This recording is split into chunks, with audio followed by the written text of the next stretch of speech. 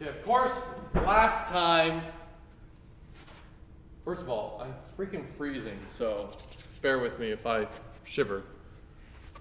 Last time, we finished talking about unit tests. And for those of you, raise your hand if you had a lab yesterday, okay, or earlier. Now, earlier this week, if you had a lab, you would have missed the unit test stuff. But if you had lab yesterday, you would have had a chance to play around with unit tests. And if you have lab today, you'll have a chance to play around with unit tests. And you probably noticed how, one, it feels like a lot more work to write the unit test than it did the simple cert tests. But with the unit tests, you get a lot more detail. The results are more verbose in a good way. It tells you what was right, what was wrong, what it expected, what it got. So there's a lot more details. If one of your certs fail, the whole program doesn't just crash. All the tests will run and multiple can fail and everything's good. There's a lot of reason why we like unit tests. And it's getting to the point where our code is growing in complexity. So the amount of work it feels like we need to put into writing those unit tests is really large. But writing the unit tests, writing the tests for your code is part of your job. Like if you think, I already wrote the function, I don't want to write the test. If you didn't write the test, you didn't write the function yet. It's not done. You haven't demonstrated that it's correct. I don't give a shit if you write the function. I care that you write the function correctly. And that's why we write the tests, to help ensure and confirm correctness. You can't prove anything, but it really helps demonstrate it's correct.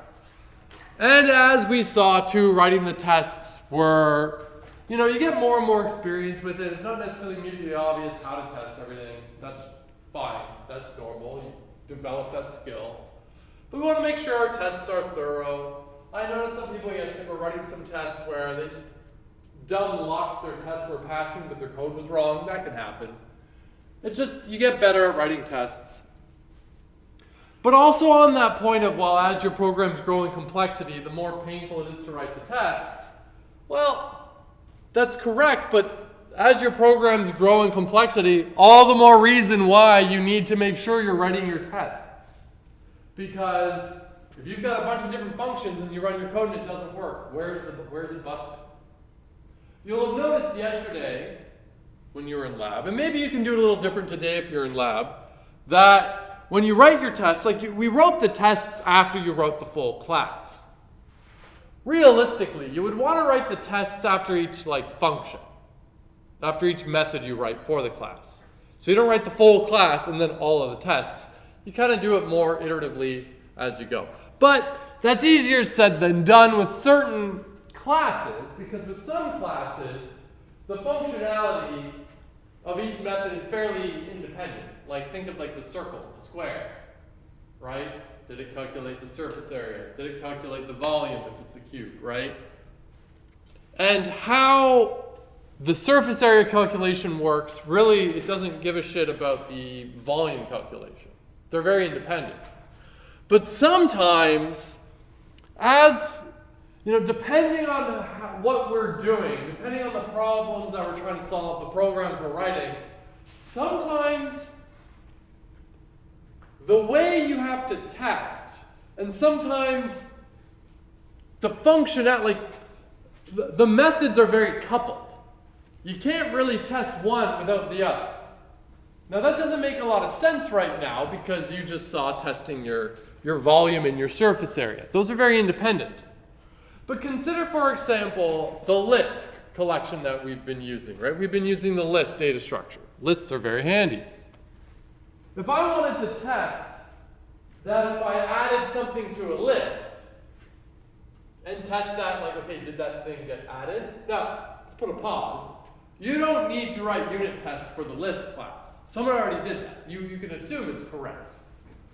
But let's imagine for a moment you are writing the list class. Someone had to write that code, right? So you're writing that code and you added something to it. You appended to that list. Great. How do you test it? How the hell do you test that the thing that you added actually got added to that list? Well, I might, let's look at the methods lists have for a moment.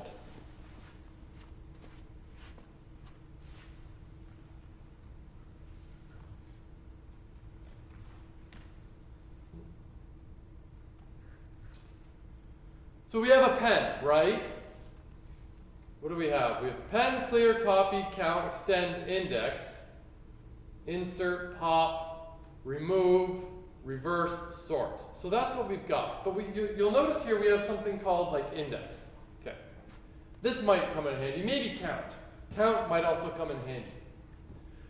Count is a method that tells you how many instances of a given value exist in the list. So if I have a list of the numbers like 1, 2, 4, 4, 7, and I ask, well, what's the count of 4? Let's say 2.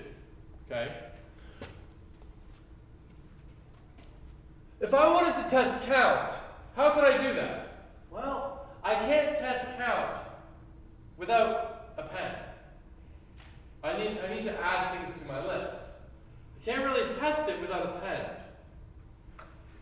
What about remove? What if I had the list like 1, 2, 4, 4, 7, and I said remove the number 2? How do I test that? I'm going to have to go and maybe count the number of 2's. It should be 0. These are very coupled methods. How one, you can't really test one without the other. Their functionality go hand in hand. They're not independent, just tell me the surface area, just tell me the volume. In order to count, well, I needed to add something to the list in the first place. Sometimes, often when we're programming, if you get these very coupled functions, methods, that's a lot harder to test. And if you're writing code that's hard to test, maybe you should be writing code in a way that's not hard to test. Maybe that's actually kind of a problem. But when it comes to things like data structures, and a list is a data structure, when it comes to things like data structures, a data structure is just some mechanism of storing, managing, holding on to data. A list is a data structure. Okay? A list is a collection of elements. It's linear. You got index 0, index, it goes to index whatever, however many things are in there. It's indexable. That's the data, that's the collection. A set is another type of data structure. It's kind of like a list, but it's different, right? Remember, sets have a couple rules. How it stores data and the rules around how it stores data is different than a list. Dictionaries are data structures. But again, they're a little different. But they're all data structures. But the whole point of these things is, we call them collections. There's these things that we want to be able to add things to and then get things from. And whenever you're doing something like that, this is very heavy side effects. Think of append. When we call append doesn't return anything, right? We append a value, and then it just adds it to the list. It didn't return a new list with the thing appended to it. It had a modification on the list. It modified the list. It had a side effect. And data structures are full of side effects by nature of what they are. And data structures are very important. Things like lists are very important. Algorithms and data structures go hand in hand. I mean, you write algorithms to define your data structures, don't get me wrong. But there are these two ideas, like how we're storing the data and the functionality, they go hand in hand together. And with the data structures, we have a lot of side effects, for better or worse. And they're a little harder to test. But the ability to store data with certain properties, like the way the dictionaries work, the way the lists work, is very, very valuable to us.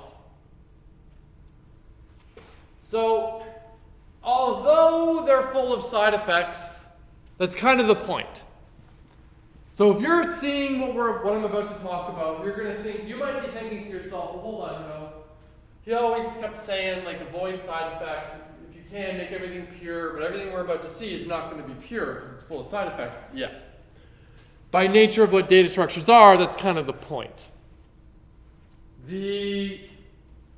Now that's not to say there aren't ways you could maybe implement data structures that avoid side effects, fine, but typically in your object-oriented programming languages, the data structures are full of side effects. It's just how it is.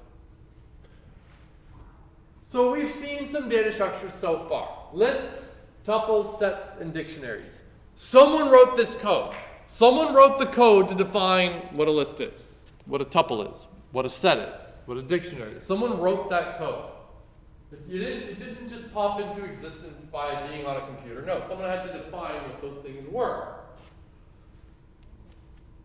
And at this stage, we are skilled enough as programmers that we could start defining our own data structures. All right, yeah, although these data structures have clear functionality associated with them, we use them as a mechanism for storing and managing data. That's the data structure. They may also provide some other benefits, like ability to index. We can index lists, that's handy. Efficient lookups, easy to search, ordering the data, managing duplicates. Different data structures have different ways of dealing with this. A list, how does a list deal with duplicates? It doesn't care. Sets, oh, it'll only ever add one, right? So consider lists we've been using. They can be indexed. You can append things to them, you can remove things. Lists have a beginning, index 0. Consider an arbitrary list, right? Your general idea of a list. Elements exist in some order. I mean, the values of the elements in the list might not be in order, but there is something at index 0, and then something that comes after it at index 1, and then something that comes after it at index 2. So the values might not be sorted, but there is an ordering to the things in there. There's a beginning and then there's an end. And they're very easier to do linear searches on, start at the beginning and go to the end. A list is an example of what we call a linear data structure. Linear because it's got a beginning and it's got an end. Some data structures don't really have a beginning or an end. It's not obvious what comes next. If you're at index 1 and I ask you what comes after? Index, yell it. 2, obvious. It's a no-brainer. Now imagine you had something like a file system on your computer. And I don't think I have an example of it right now. You know what? We'll talk about nonlinear data structures next semester. But lists are linear data structures. Start at the beginning and go to the end, whatever. There's an order-ish to them. We've all been taking advantage of these features of the list. The fact that we can index them. The fact that the index is, like, where you put a thing stays there. If I put something at index 7, it's going to be at index 7, unless I explicitly move it. If you dig deeper under the hood, though, all of the functionality of a list was written somewhere by someone. Someone programmed that. Raise your hand if you've used append on a list before. Someone wrote that code, though. Just like someone wrote the print function, someone wrote the code for lists and your ability to append to them. It wasn't there for free. It's for free for us because someone wrote it for us. Data structures are an important part of a programmer's toolbox. It's another tool to add. We've learned all of the basic operations, assigning variables, types, ifs, loops, right? We know all that. That's very important. But it's also important to know good ways of storing data and how we can access and manipulate and change that data. We're going to learn, next semester has a huge emphasis on data structures. But we're going to start scratching the surface of this now. So lists, someone wrote them. And if you open up the hood of a list, there's a lot of code and functionality there written. And we want to know how that actually works. So by doing this, we're going to start defining our own data structures. Now, to be clear, if we start to define our own data structures, And you think to yourself, why would I do this? I would just use a list. Well, yeah, but the point of learning how these data structures work is to learn how they work. I've said it before. It's like taking a class on how to build a car. And if you show up at the first day of class and go, well, why would I build it? I can just go buy one. I would say, but this is a class on learning how to build a car, right? So why would I go and build my own list? I could just import, I could just use the lists. Well, yeah, but we're learning how those lists work, how they're built. And there's going to be points in here where we are using a list to store data, and I know that the lists have a bunch of functionality built into them, but we're going to avoid using some of the list functionality intentionally because we're kind of pretending that those lists don't exist right now. Because if we go to another programming language, another one of the popular ones, Java, C, C++, C#, lists, they exist, but they're not as simply available as they are in Python. In Python, you load up Python, boom, lists are right there. In other programming languages, we have something called arrays, typically. And an array is kind of like a list, but it's a lot more limited. An array, when you create it, you have to say how big it is. And if you put 10 things in that array that's size 10 and you want to add an 11th thing, you can't. It's against the rules. For example, arrays are a lot more limited, but in Python we don't actually have arrays. We just skip that and we go straight to lists because lists are a little bit more generally applicable, which is great, but put on the hat of we're kind of pretending lists don't exist. So here's what we're going to do. We're going to make our own collection. It's effectively going to be a list, but it's going to be a very specific proprietary data structure to hold on to student objects. So I'm going to have a course class. So I'm going to define a class that defines what a course is. And a course is going to be a collection of students. It's going to keep track of the students in a given course. Before we go and make this collection, though, let's go define a student class. All right, student class. The student objects are the objects we care about, but the problem is we will have many of them, and we want a nice way to manage all instances of the students in a given class, course, pardon me. It's always funny because when I say class, as if like this is a class, and then class, like when you define a class, you know, it can get confusing. So I'm trying hard to use the word course, not class.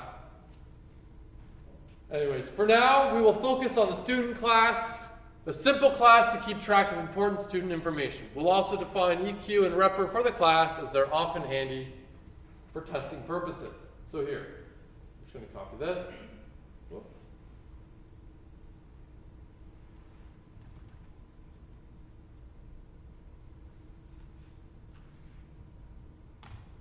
So let's look at this code. And then, look how simple the student class is. Not a lot going on. You can see that at the back pretty good. We have our constructor. It just takes a first name, last name, and student number. That's all this class is going to do. It's really just a class to couple some information together. So it's got a first name, a last name, and a student number. And we're also defining equivalency for students. Two students are equal if their student numbers are the same. Now you might say, why not check if their first name and last name and student numbers are the same? You're right, we could do that. But presumably, this should be sufficient because student numbers have to be unique. Maybe someone changed their name or they go by a nickname, I don't know, whatever. So if you check equality on student numbers, that should be sufficient to check if two students are in fact equivalent. And then we've got a repr. And it looks like it's going to be last name, comma, first name, tab, student number. Great. Any questions about this class? It's deliberately simple because we don't need any extra functionality. The purpose of this class really is to just store data together. The only functionality we've added to it is, well, turn yourself into string and are two students equal? That's it. We really don't need anything else. And if we don't need extra functionality, we don't want to add it. And it's funny too, often, you know what, we'll talk about that next semester. So here, student class, great. And you know what? For the sake of being really good programmers, let's go and write unit tests for this class real quick.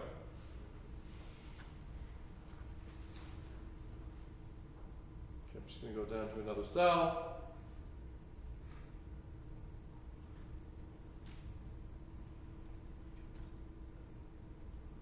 When you look at this class, what might we want to test? Let's just start shouting out things. Or raise your hand if you don't want to shout. What do you think? If the equivalent function works.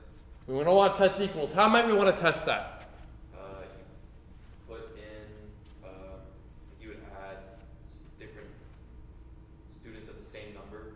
Okay, so check two students that are equal are in fact equal.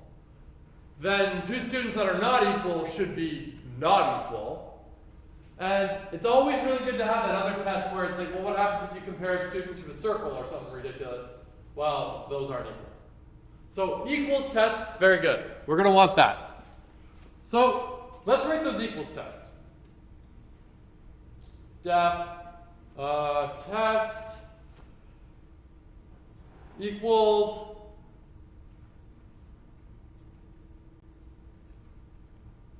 it's kind of a silly name. Test equals students are equal. Well, it sounds silly, but it does make sense, right? We're testing equals on equivalent. Maybe I should say equivalent. I don't know how to spell. Is that right? Equivalent?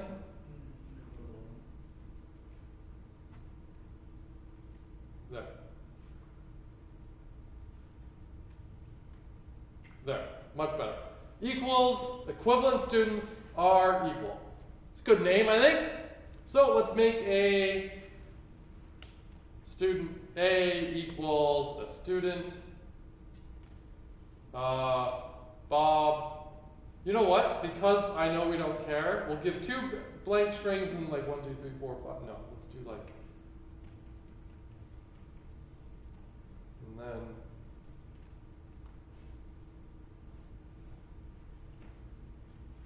Now, the reason I tested on the blanks here is because I really don't care what those are, right? Because we know for equals, it's only the student numbers.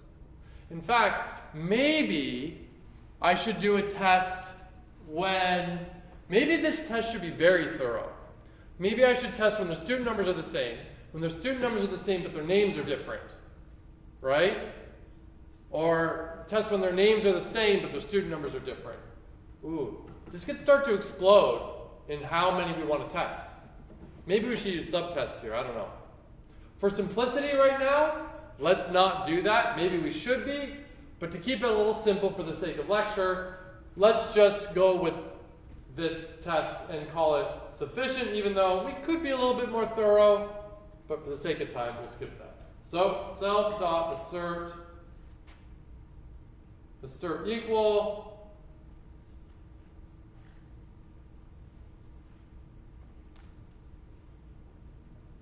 it's good. And then here I'm going to do this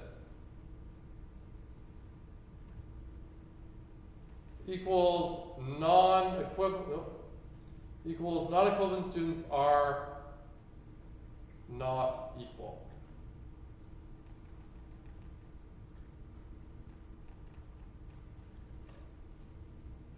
There. Okay, so there we've got two tests for equals, and let's have a third test.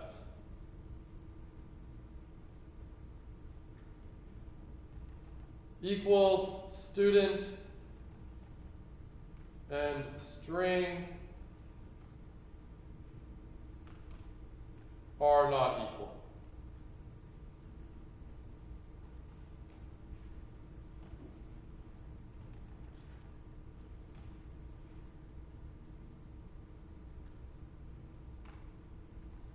So just some arbitrary thing. The fact that it is student whatever doesn't really matter. It's just some string, something that's not another student object, this should not be equal because a student is not equal to a string. There. There we go. I think that's pretty good for the equals test. And then if we go here, we want that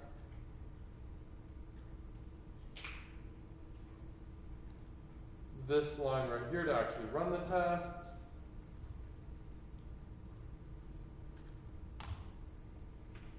Perfect. Those 3 tests pass. Okay, that's good. What else might we want to test here?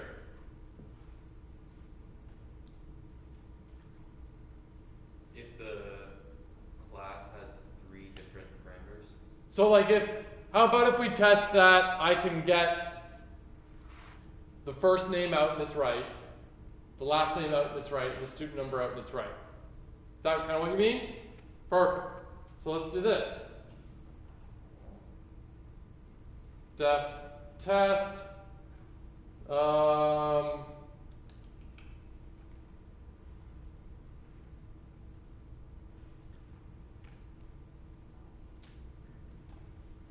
Maybe we'll say returns correct first name.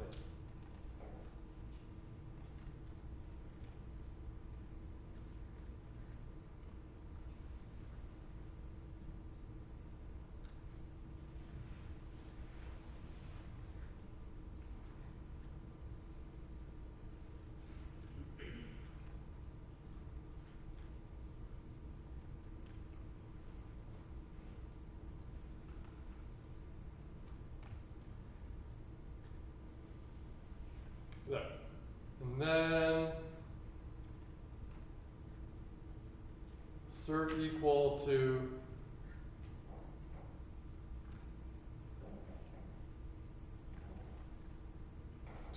student dot first.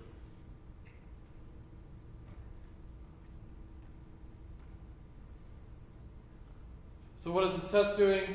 Well, it's saying, okay, when I call the constructor and I assign the first name and then later I request that first name back, I better get what I'm expecting it to be. This is basically testing if the constructor was assigning that one attribute correctly.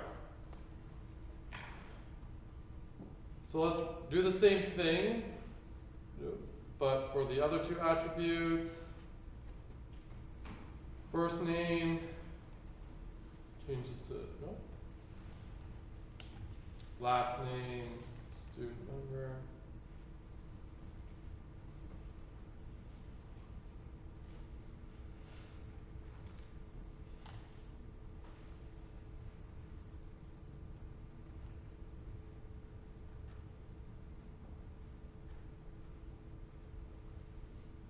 This should be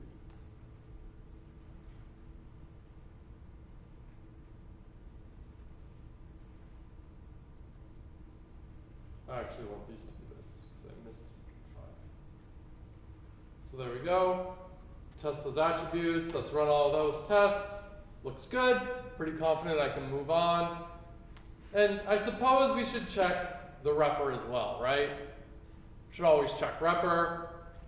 That one might be pretty easy to test. We can just do something simple like def test repr arbitrary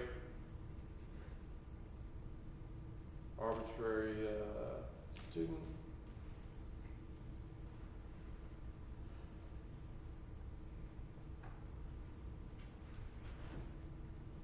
Okay. And student. I'll just take the same student from up here.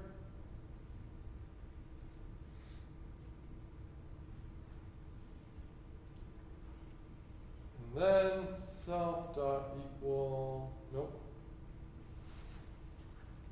Assert equal, we should see. Let's do this right. It was last name, comma, space, first name, tab, this number. Think. Looks like it was, uh-oh. Required one positional argument. Oh, I never actually called. Of Uh-oh, what did I do wrong? So I've got a problem here. Last name, first name. So what's wrong here?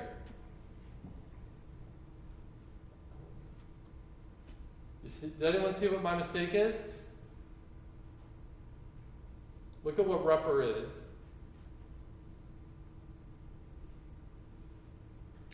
Last name, first name. Here, I'm going to get rid of these tests for the sake of putting it on the same screen. Is it a space and a tab? Yes, that's exactly what it is. So it's tab student number, but I had tab space student number. Shouldn't be there. So this test failed because the test was wrong. So let's go back. But now we know our test looks good. All tests pass. Pretty confident about the student class being pretty good. We could have got a little bit more thorough, but for the sake of lecture and time, we'll go with this. Yes? Did you have to use tab at all in the repper or the test?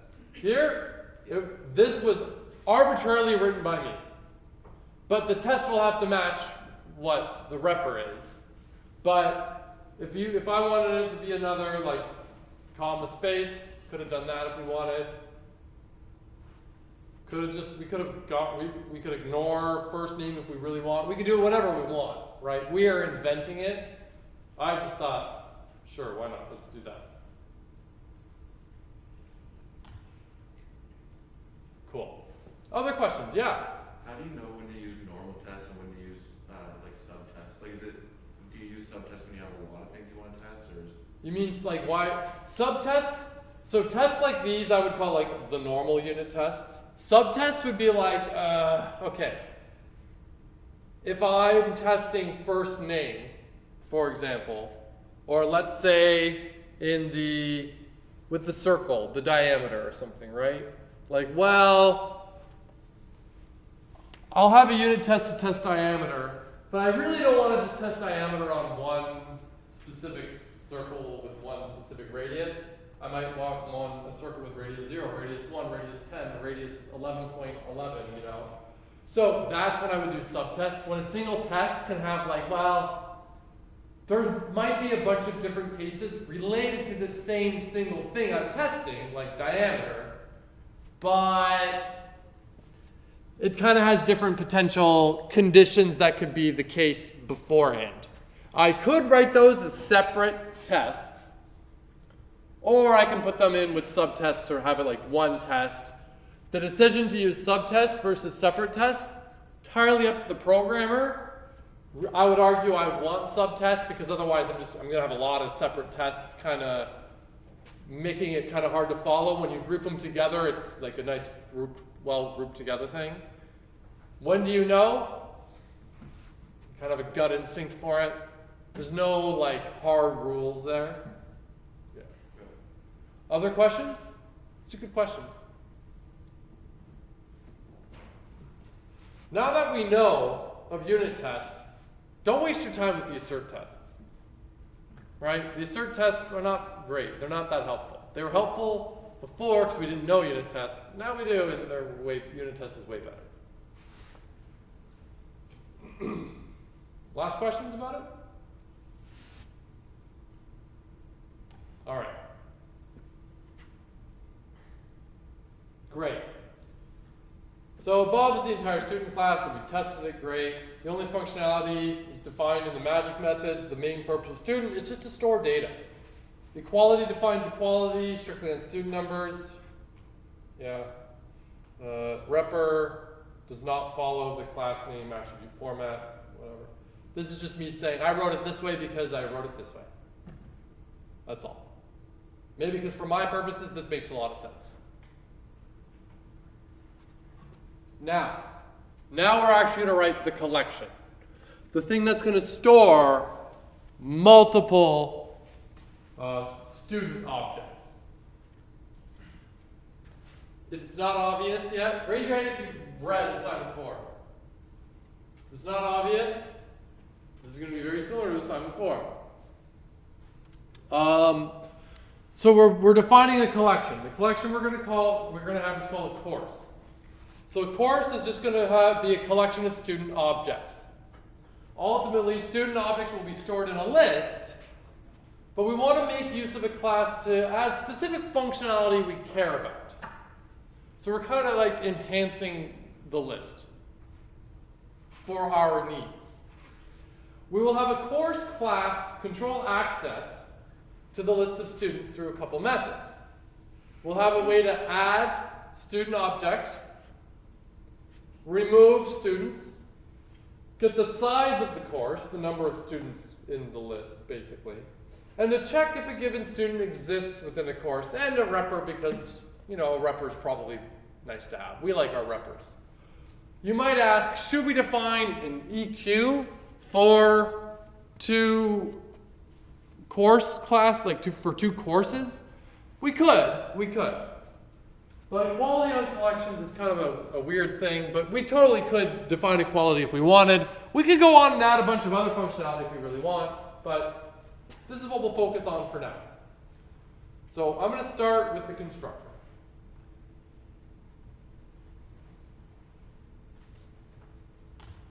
So here. The constructor is showing us that this thing here has two attributes. One is called course name, should be self-explanatory. If I make a course object for this class, it would be like CSCI 161, right? And then I have students, which is going to start as an empty list, because students is going to be the list is going to be what's holding on to the students ultimately. Does anyone notice anything interesting? The underscore, yeah. The underscore. This one, right here. The underscore before students. So, the underscore has no real meaning to Python, but it's a convention. So, you can write variable names that start with underscores. Doesn't matter. You can do that. Whatever. We just don't typically do that, but you could. But when inside a class, if you define an attribute or a method that starts with an underscore, it has a special meaning to other programmers. This is another one of those conventions that Python's not going to enforce, but other programmers will hate you if you don't follow the convention. And the convention here is, it might not be obvious at this point, but let's take for a moment the student object we just wrote. First name, last name, student number. We create a student object. It's reasonable that I might want to be like, hey, student object, what's your first name? What's your last name? What's your student number? I could ask. I can get those values from that instance, from that student object.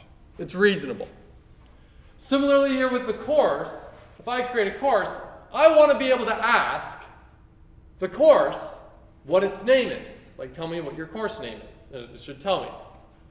But what I don't want is, I really don't want other programmers. Like, I want other programmers, if they make an instance of a course, I want them to have access to the course name. I want them to be able to ask the course what its name is. I really don't want them directly messing with that list, though. I don't want them to touch that list directly. We're going to write a series of methods that, if you want to add something to that list, you call that method, like add student, whatever we're going to call it in a moment. And that will go and add it to that list attribute. But I don't want the programmers to really have direct access to it. So the underscore tells other programmers, like, hey, this attribute here, it exists, don't touch it. Don't you touch it. All modifications to this attribute will happen from within this class. You leave it alone. I'll come back to this idea after we have a couple more methods written to make it make a little bit more sense. But that's the general idea. Did I start recording? I really hope I did. Okay, good. That would have sucked, eh? Ooh. So there.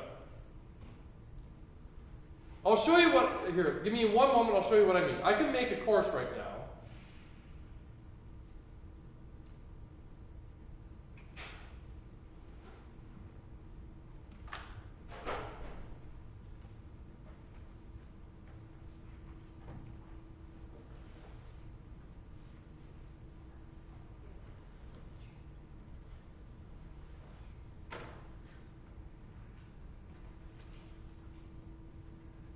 Right? I've made an instance of a course, and I said, okay, what's your name? And that's CSCI 161, because that's what it is. What I don't want is another programmer to come along and do something like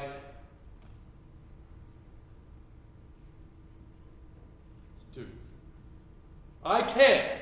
Python will let any other programmer do this, but that's not the design of this code. The design of this code, because there's an underscore, tells the other programmer, don't touch this. Don't. You can, don't. In other programming languages, there's other ways to do the same idea, where you tell other programmers, like, don't touch this attribute. You're not allowed to touch it. All modifications will be done inside this class, and you outside the class, because like, here's what I mean. Right now, I am operating outside of the course class, right? This is the course class. But now I'm not in the course class. I made a course, and I access something from it. But that's it. So here, I don't want to do it. But in other programming languages, there's a way to communicate the same idea, where like, leave this attribute alone, but the language will prevent you, will actually stop other programmers from making a modification. If you tried to do something like this, those languages would go like, no, I can't run this. It won't even run. It'll say, nope, you're breaking the rules. And you might think to yourself, well, why would I ever want to restrict it, right? Don't I want to have more flexibility and freedom to access and change whatever I want? And the answer to that question is no, absolutely not. No. You want to restrict ways to change things that shouldn't be changed. Because that's a recipe for disaster if you end up changing things that you shouldn't. But this right here is a concept that's going to make a lot more sense as we go. So if you're not convinced yet, just bear with me. All right. So this, here, that. Okay? Don't do it. Okay. So above is the constructor. The only two attributes, oh, typo. Someone wants to make a pull request. They can fix this real quick. Who's going to win? The only two attributes the class has are course name and students. Notice how the students attribute starts with an underscore. I just said this. We don't really want to access the list of student objects directly. Instead, to give us more control over how the list is used, we want to add and remove students through the methods we write in the class. So the class dictates how it changes that list, not some other programmer somewhere else. Nothing will actually stop us from accessing it directly, like that example. As a convention, to let yourself and other programmers know, all attributes and methods that are not supposed to be accessed elsewhere start with an underscore.